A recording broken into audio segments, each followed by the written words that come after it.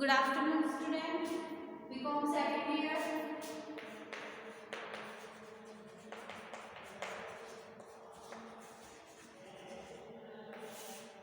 हम unit second कर रहे हैं.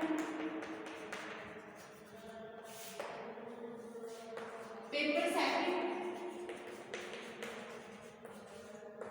चैप्टर हम कर रहे हैं डेलीगेशन ऑफ अथॉरिटी.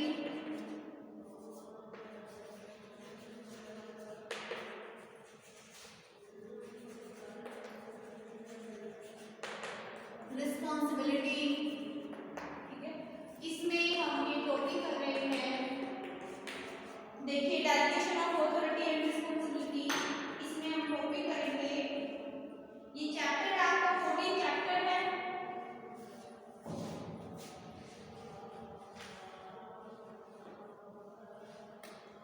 डेलीगेशन का जो चैप्टर है, इसमें अब हम नेक्स्ट जो टॉपिक करेंगे प्रिंसिपल हम कर चुके हैं.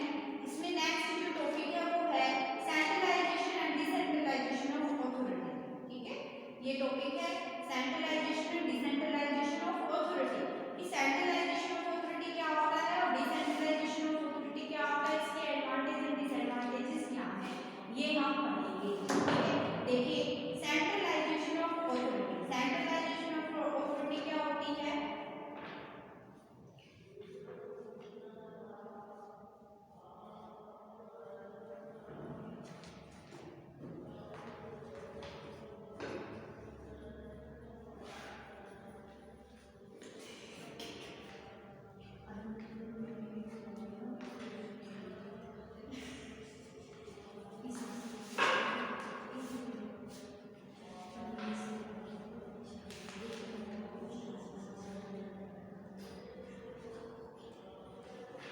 प्रिंसिपल हम टॉपिक करेंगे सेंट्रलाइजेशन ऑफ अथॉरिटी.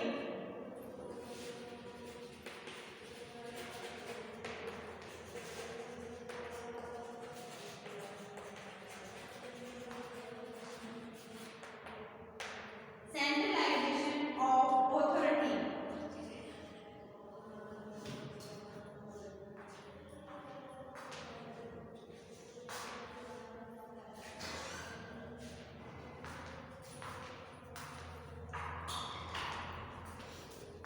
देखिए सेंट्रलाइजेशन ऑफ अथॉरिटी में centralisation refer to the extent to which, इसका मीनिंग पढ़ते हैं हम.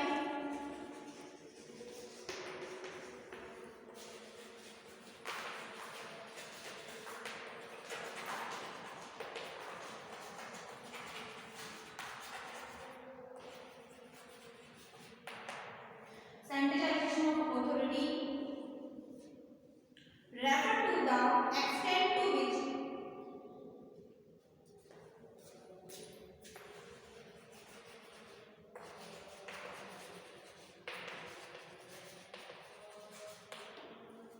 refer to the extent to which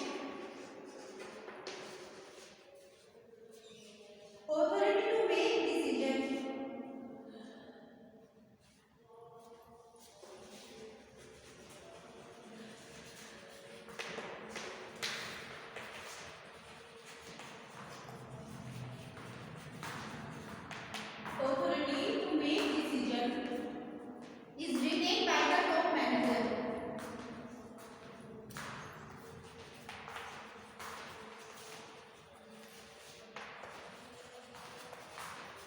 Is retained by top managers in the organization.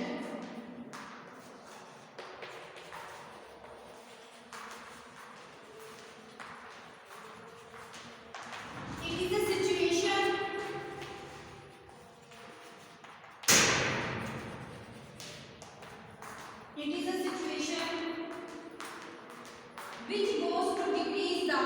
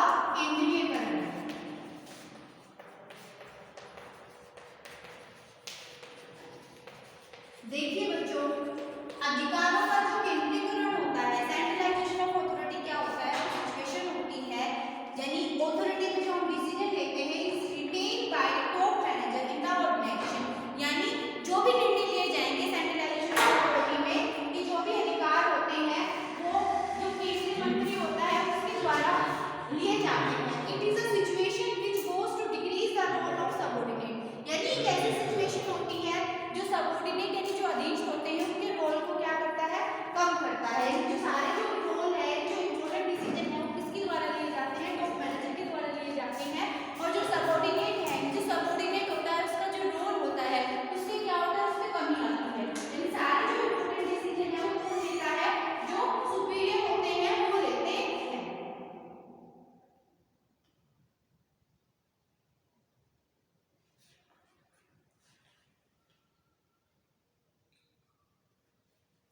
यानी सेंट्रलाइजेशन ऑफ अथॉरिटी का मतलब कि जो मेन डिसीजन है, सारे डिसीजन जो होंगे वो टॉप मैनेजमेंट लेगा, सबऑर्डिनेट का कोई रोल नहीं होता, उनका जो रोल है वो घट जाता है, डिक्रीज हो जाता है। ठीक है, तो उसको बोलते हैं सेंट्रलाइजेशन ऑफ अथॉरिटी। आप मीनिंग को लिख लीजिए।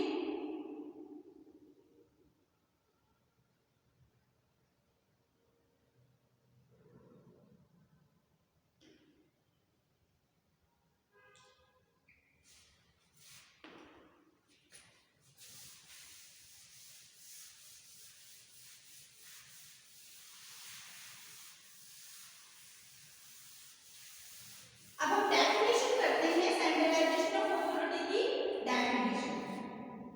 According to Henry fjord,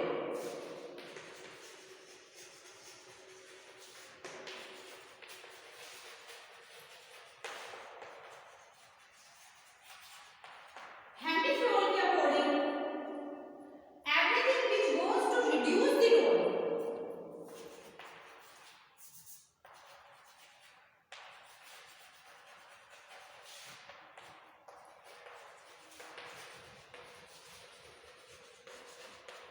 everything which goes to reduce, everything which goes to reduce the role of a subordinate,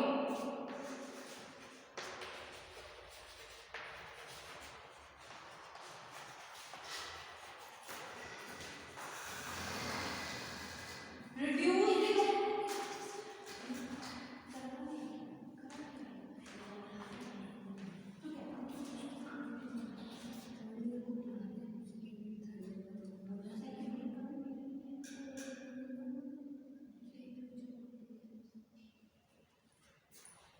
reduce the role of a subordinate is centralization.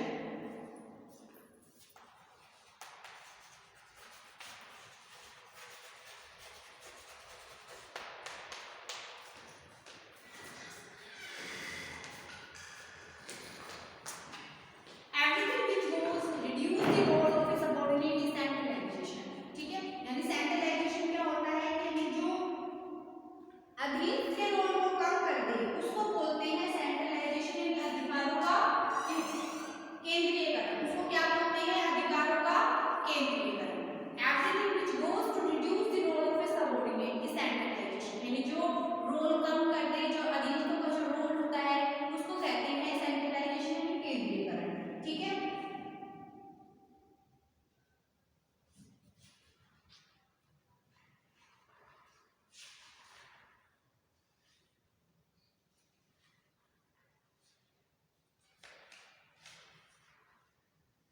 अब देखिए इसमें next हम पढ़ते हैं अधिकारों का जो सेंट्रलाइजेशन है, केंद्रीकरण है।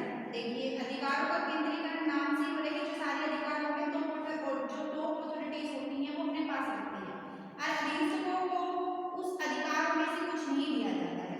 ठीक है, मे भी सारे जो इम्पोर्टेंट काम है वो खुद ही करते हैं। ठीक है, तो सेंट्रलाइजेशन ऑफ अथॉरिटी ये संगठन तब केंद्रीकृत कहलाता है जब व्यवसाय से संबंधित जो अधिकांश निर्णय हैं वो उच्च अधिकारी द्वारा लिए जाते हैं और कार्य करने वालों द्वारा कोई निर्णय नहीं लिया जाता है। ठीक है, अब हम इसके लक्षण पढ़ते हैं, यानी इसकी कैरेक्टरिस्टिक पढ़ते हैं कि क्या कैरेक्टरिस्टिक है, क्या लक्षण है।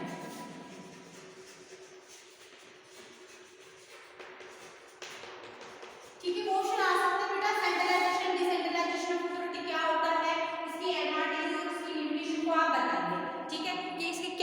एडवांटेजेस है और क्या इसके लिमिटेशन है। तो कैरेक्टरिस्टिक्स हम देखते हैं पहले सेंट्रलाइजेशन ऑफ अथॉरिटी का, ठीक है। सेंट्रलाइजेशन ऑफ अथॉरिटी का क्या होता है, देखिए इसमें जो सभी निर्णय होते हैं, जो भी डिसीजन लिए जाते हैं वो किसके द्वारा लिए जाते हैं, टॉप मैनेजर के द्वारा लिए जाते हैं। तो पहली कैरेक्टरिस्टिक विशेषता क्या होगी कि सेंट्रलाइजेशन में जितने भी निर्णय लिए जाते हैं वो किसके द्वारा लिए जाते हैं, टॉप मैनेजर के द्वारा लिए जाते हैं। नेक्स्ट है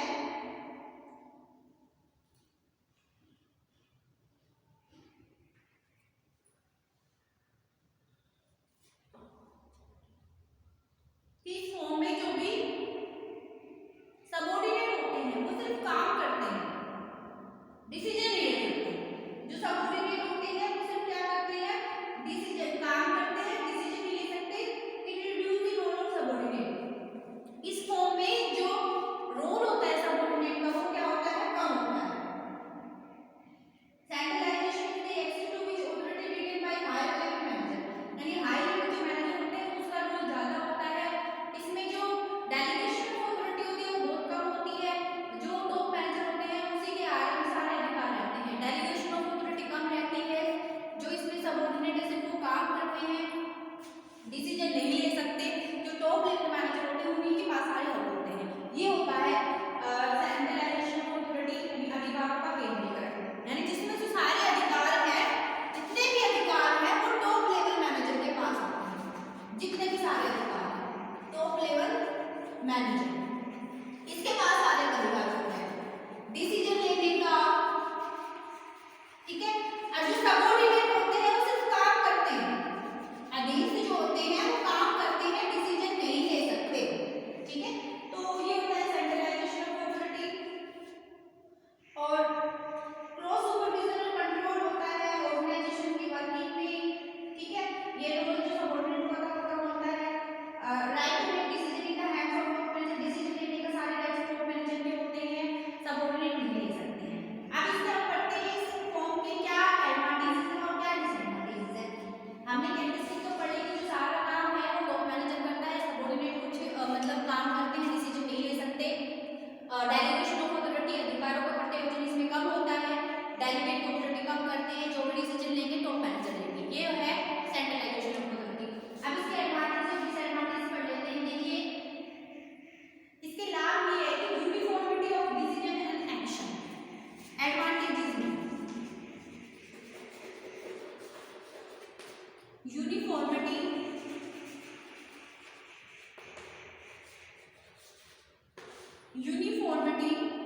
of decision and action,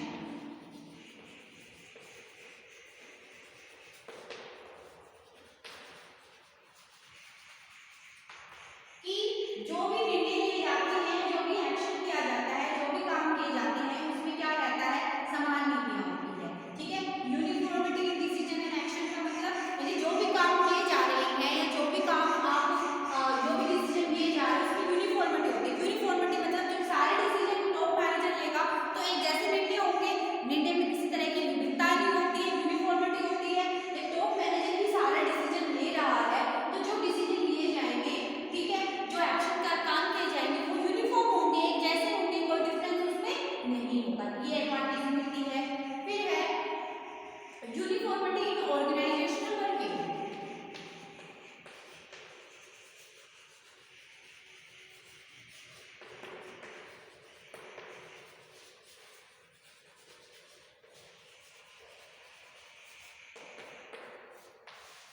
यानी जो संस्था के काम होते हैं उसमें भी यूनिफॉर्मिटी होती है, ठीक है। यानी जो टॉप लेवल मैनेजर है, सिर्फ जो टॉप लेवल मैनेजर है इफेक्टिव कंट्रोल कर पाता है, सारे डिसीजन खुद लेता है, तो जो संस्था के काम किए जाएंगे उसमें भी क्या होंगे, यूनिफॉर्म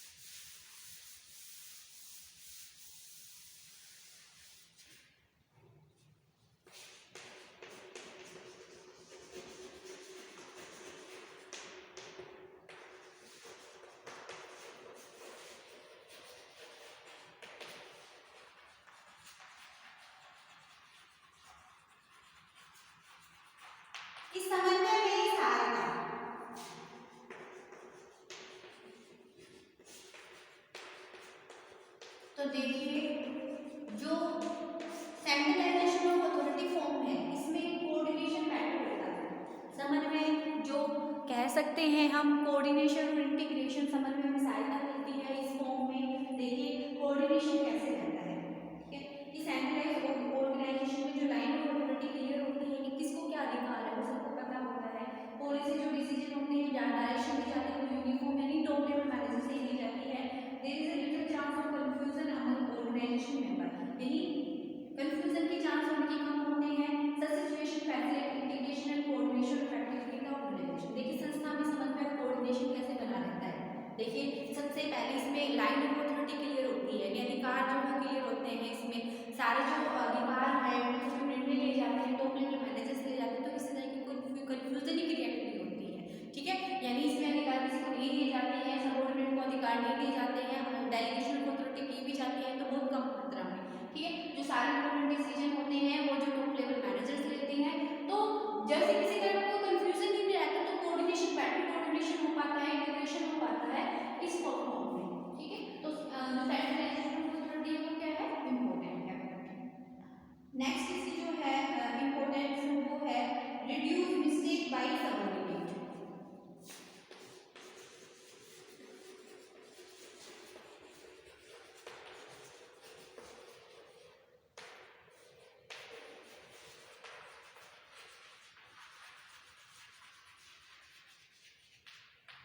अधीनस्थों के द्वारा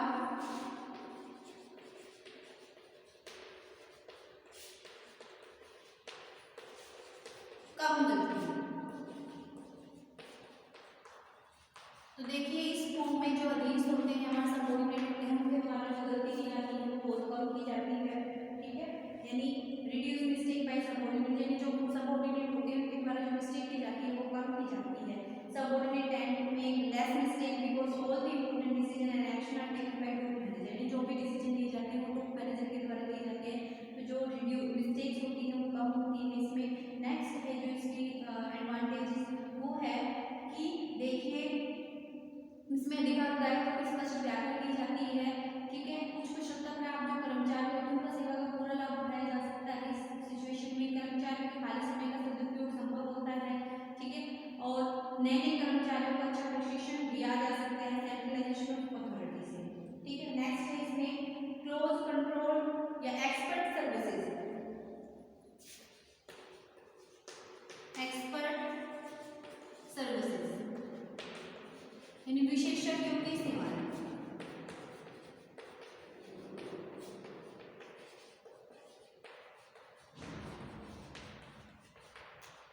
यानी जो अपने विशेषज्ञ होते हैं उनकी सेवाएं हम ले सकते हैं, एक्सपर्ट की सर्विसेज ले सकते हैं। Centralisation organisation can easily and economically avail expert services of the specialised person, जो स्पेशलाइज्ड पर्सन होते हैं उसकी एक्सपर्ट सर्विसेज हम ले सकते हैं। नेक्स्ट है इसमें क्लोजर कंट्रोल ऑफ ऑपरेशन, ठीक है, या इंक्रीज इफिशिएंसी। नेक्स्ट है इंक्रीज इफिशिएंसी, यानी जो इफिशिएंसी होती है उसमें प्रभावशीलता है उसमें बढ़ोतरी होती है। कैसे बढ़ोतरी होती है, ठीक है। जैसे सेंट्रलाइजेशन ऑफ अथॉरिटी, जब अथॉरिटी का केंद्रीकरण होता है तो डुप्लीकेशन ऑफ वर्क यानी जो कार्य का बढ़ाव होता है वो नहीं हो पाता, ठीक है। तो डुप्लीकेशन ऑफ वर्क है वो उससे कम होता है, ठीक है। और top manager can utilise resources in most efficient way, यानी जो टॉप मैनेजर होते हैं जो रिसोर्सेज होते हैं उनको बेस्ट तरीके से यूज कर सकते हैं। They can hire manager with simple skill at lower level at lower rate of remuneration. All this lead to considerable efficiency in economy the operation of the enterprise, ठीक है। तो ये सभी चीजें क्या है जो एफिशिएंसी है उसमें क्या करती है, इंक्रीज करती है, ठीक है। यानी जो प्रभावशीलता है उसमें क्या होती है, इससे बढ़ोतरी होती है। प्रभावशीलता में क्या होती है, इंक्रीज इफिशिएंसी है, मींस कि जो प्रभावशीलता होती है उसमें बढ़ोतरी।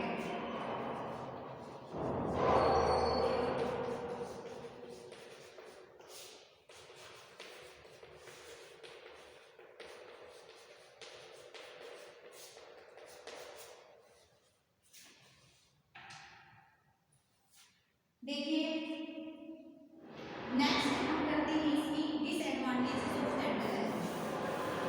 ये तो हमने एडवांटेजेस पढ़ ली, इसकी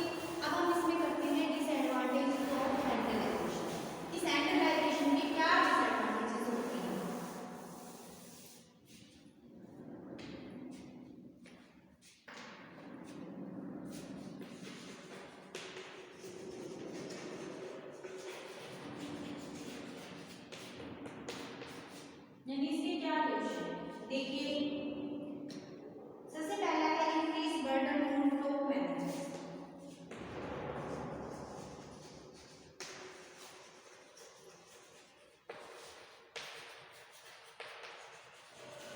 यानी जो उच्च प्रबंधक होते हैं उस पर बोझ बढ़ जाता है, ठीक है, कुछ प्रबंधकों पर भारी बोझ।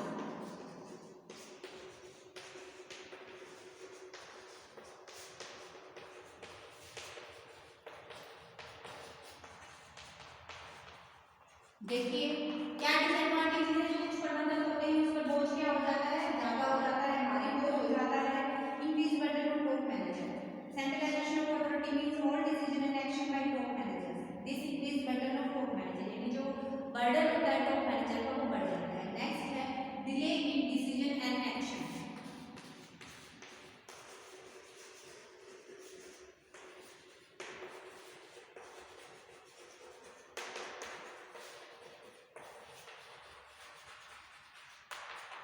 यानी जो भी हम निर्णय लेते हैं, जो क्रियाएं करते हैं, उनमें देरी।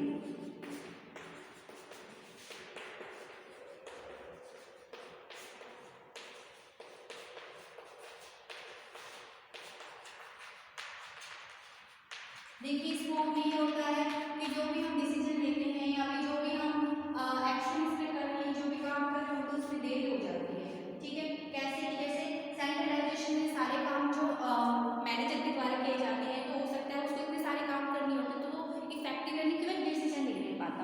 सेंट्रलाइजेशन ऑफ अथॉरिटी में क्या है कि क्विक डिसीजन नहीं ले पाता, जिससे जो डिसीजन होता है उसमें देरी हो जाती है, डिलेड डिसीजन एंड एक्शन, यानी निर्णय लेने में, कार्रवाई करने में क्या हो जाती है, देरी हो जाती है। तो ये इसकी क्या है, डिसएडवांटेजेस है। नेक्स्ट है वीक ऑर्गेनाइजेशन स्ट्रक्चर।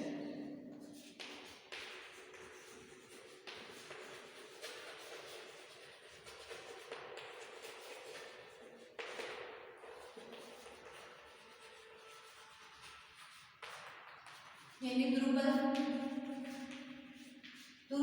यानी जो संगठन है, दुर्बल संगठन संरचना, यानी जो ऑर्गेनाइजेशन स्ट्रक्चर है वो सही नहीं बन पाता, ठीक है। जैसे हमने माना था कि डेलीगेशन ऑफ अथॉरिटी होती है, जब डेलीगेट करते हैं अथॉरिटी को, जो संरचना बनती है, ऑर्गेनाइजेशन जो स्ट्रक्चर बनता है वो इफेक्टिव बनता है। यानी जब हम जो सबऑर्डिनेट होते हैं उनको भी जब हम अथॉरिटी देते हैं तो इससे अच्छा ऑर्गेनाइजेशन स्ट्रक्चर बनता है। जबकि जब सारे जो पावर है टॉप मैनेजर अपने पास रख लेता है तो इससे क्या होता है, दुर्बल संगठन संरचना का निर्माण होता है, वीक ऑर्गेनाइजेशन स्ट्रक्चर है वो परफॉर्म करता है, यानी इसमें अधीनस्थ अपना कोई रोल नहीं होता, ठीक है। तो अधीनस्थ क्या होते हैं, इससे इससे जो अधीनस्थ होते हैं वो उनका मोरल इंक्रीज नहीं होता, इफेक्टिव नहीं होता, ठीक है। तो वीक ऑर्गेनाइजेशन स्ट्रक्चर बनता है इससे। नेक्स्ट है अब्यूज ऑफ पावर,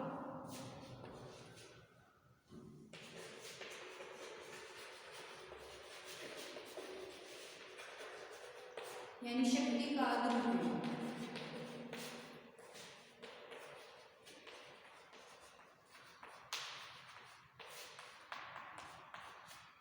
देखिए अब्यूज ऑफ पावर, नेक्स्ट इसका ये है कि जो शक्ति का दुरुपयोग होता है, इसमें जो शक्ति होती है यानी जो पावर होती है, अब्यूज ऑफ पावर, शक्ति का दुरुपयोग होता है। टॉप मैनेजर के पास सारी शक्ति होती है और शक्ति का अपना अब्यूज यानी सही नहीं करता।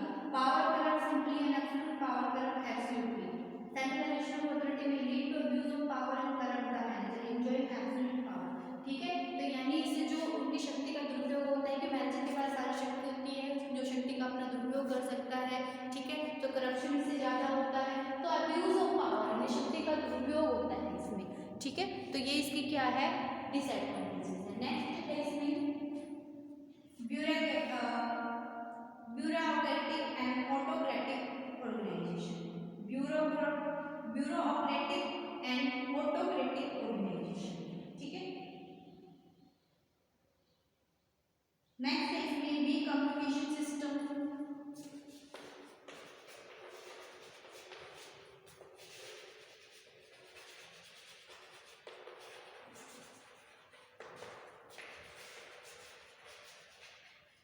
यानी दुर्बल संचार। देखिए इसकी डिसएडवांटेज और लिमिटेशन है कि जो संचार होता है, जो कम्युनिकेशन होता है वो दुर्बल होता है, वीक होता है। क्या इसमें क्या कह सकते हैं हम, ये कम्युनिकेशन सिस्टम यानी free flow of communication organisation member के इसके बीच में नहीं हो पाता है, ठीक है। सेंट्रलाइज्ड ऑर्गेनाइजेशन सिस्टम होता है वो वीक होता है। Top management usually ignorant of the view and problem of the organisation member. जो टॉप मैनेजमेंट होते हैं तो वो जो प्रॉब्लम होती है ऑर्गेनाइजेशन मेंबर उनको तरफ इग्नोर करते हैं, ठीक है। यानी उनको समझ नहीं पाते, कम्युनिकेशन नहीं हो पाता, कि उनको कोई ऑथोरिटी नहीं देते, कोई रोल नहीं होता है, कोई इतना महत्व नहीं देते, तो इससे जो कम्युनिकेशन सिस्टम है वो भी क्या होता है, दुर्बल होता है, ठीक है। नेक्स्ट है इसमें फ्रस्ट्रेशन इन सबऑर्डिनेट।